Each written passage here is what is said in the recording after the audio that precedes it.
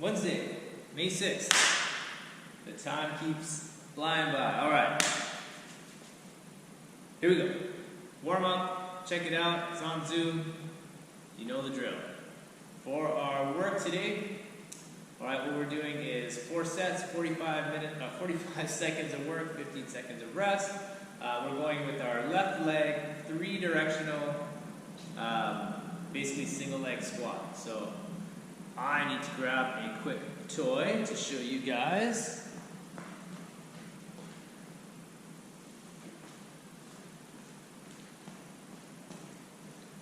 This should have been a little bit higher. Don't know why I was a little distracted. Alright, so what we're going to do is we want to do a single leg squat but have your off leg go in 3 different directions. Those directions are going to be forward, to the side, and behind you.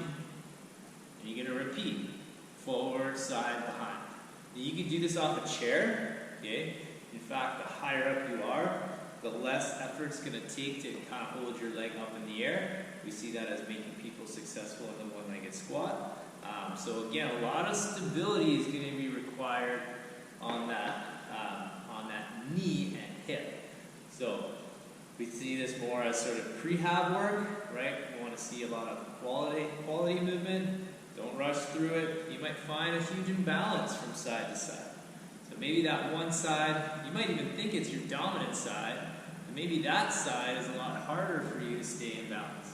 Maybe on the side that isn't your dominant side, maybe that's the stronger, more stable hip or knee. But anyway, so that's our 3-directional single leg squat. And then we have unsupported rows for 45 seconds. We did this last Friday, I believe, or gosh, every day is a Monday and every day is a Friday. All right, so we bend over. From this bent over position, you are going to do this unsupported row. Now, as much as our arm is rowing and doing the work, so much is your ability to hold that posture. Now, last time we coupled it with single leg RDLs, so that complicated or fatigued a lot of our postural muscles in the posterior chain. This time is not the case.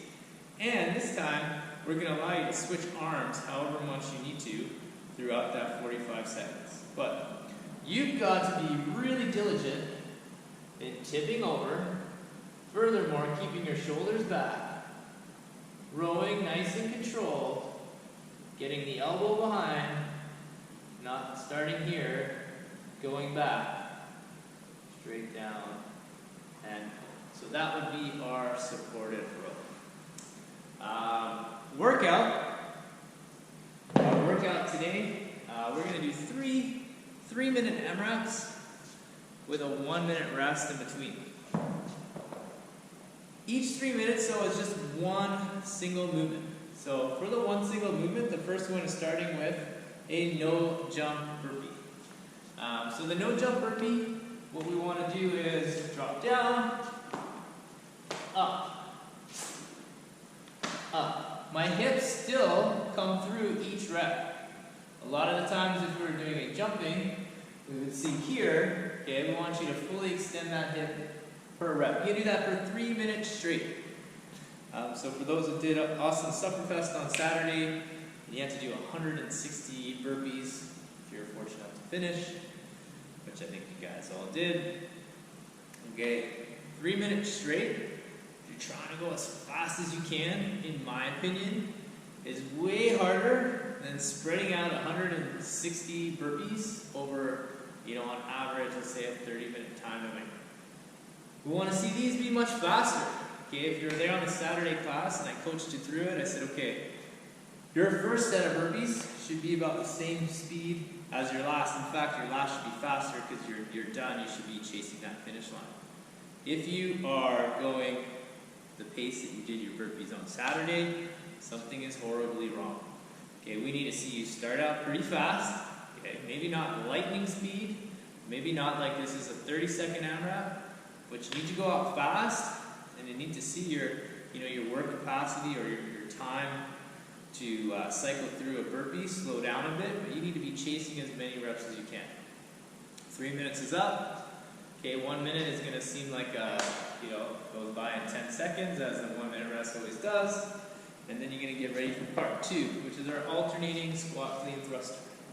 Okay, this is a combo move.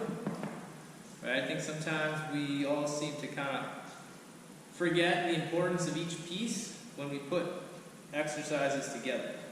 But it's from the ground to the shoulder, squat, press, switch, ground, shoulder. Okay, and you can see that this weight, probably not my weight for the workout. But it doesn't mean that I just put it on my shoulder and squat and press. I am still looking to extend my body, drop under, press. Extend, right? Extend, drop, lock out. So we got 3 minutes of that. Again, 1 minute's gonna go by.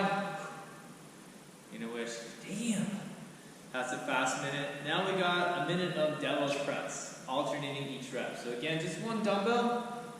We go down with the dumbbell in our hand. We hit our burpee.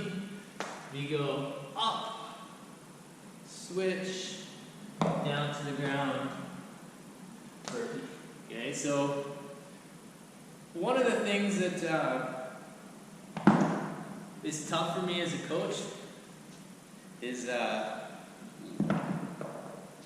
Zoom's a platform that has many, has been really, really good for us in a lot of ways. This is what we call a shit sandwich. But, there's a lot of things that I see, even though I can't see it super well at times, there's a lot of things I see in Zoom as far as technique goes that I have a hard time really correcting, okay? It's kind of hard to sort of stop everyone, have a conversation mid-workout with somebody who may have a hard time seeing me. Okay, here's the thing. The message is pretty simple. If you hear me say something on Zoom that is sort of generic, or you're not sure it's aimed at you, pretend it is, right? So let's say I'm saying, hey, in those devil's press, don't swoop that object out. It's not a kettlebell swing. Okay, it's a snatch. We want it coming close to you. Turn it over and lock out. Even if I say that, and you're like, whoa, is Jordan talking to me? Pretend I am. It's not going to hurt. But there are times where I feel like I repeat the same cue. Because the beauty about this, and part of the reason why I designed the workout this way, is because at every exact moment in these 3 minutes, everyone's doing the same movement. So every coaching cue I give, I want you to think it's for you. Right? I want you to think, hey, whoa, is Jordan talking to me? Or maybe I am. Maybe I will say your name. Okay, and I can try to. But we've got to make sure, right, that we're coming up and it's coming close to us. Why is this so important? And I've said this so many times in a lot of these basic body weight exercises. Is the way you move now is creating the foundation and the habits to be able to either lift heavier weights, right, and move weight more efficiently and safely. If we don't take advantage of this opportunity and we just use light, we may not have a choice, right? You may only have a 10-pound weight or a 20-pound weight or I don't know what. Maybe you're not even using a weight, maybe you're using an odd object. But if you don't take this as an opportunity to kind of create better habits, you can come back to the gym and we let you, like I'm going to let you, the government or whatever the mandates are, we're back into the barbells. You're going to find that some of these things, you're like, wow, this is, my snatch is terrible right now. Like, I can't do it anymore. Or I remember when I used to lift way more than this. Well, the truth is that the technique that you've been practicing for the last 2 months has been leading you down the hill basically problems. Instead of trying to correct them, maybe slow them down. So, anywho, that was a ramble. Sorry about the ramble, but definitely feel that's important. We're done now. We have a finisher of 30 seconds of work, 30 seconds of rest.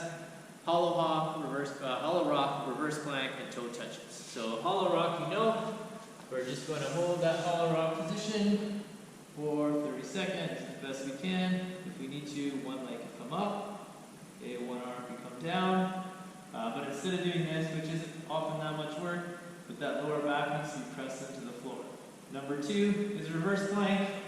So a lot of it is this shoulder stretch as well as posture, but you've got to try and get your chest out, shoulders back, hips up, and then toe touches on here. We are touching our toes with a crunching of the abs. And then we'll finish with a 2 minutes of a seated forward fold, a straddle. We'll hang out here. And I did forget to bring my medicine ball to show you the saddle.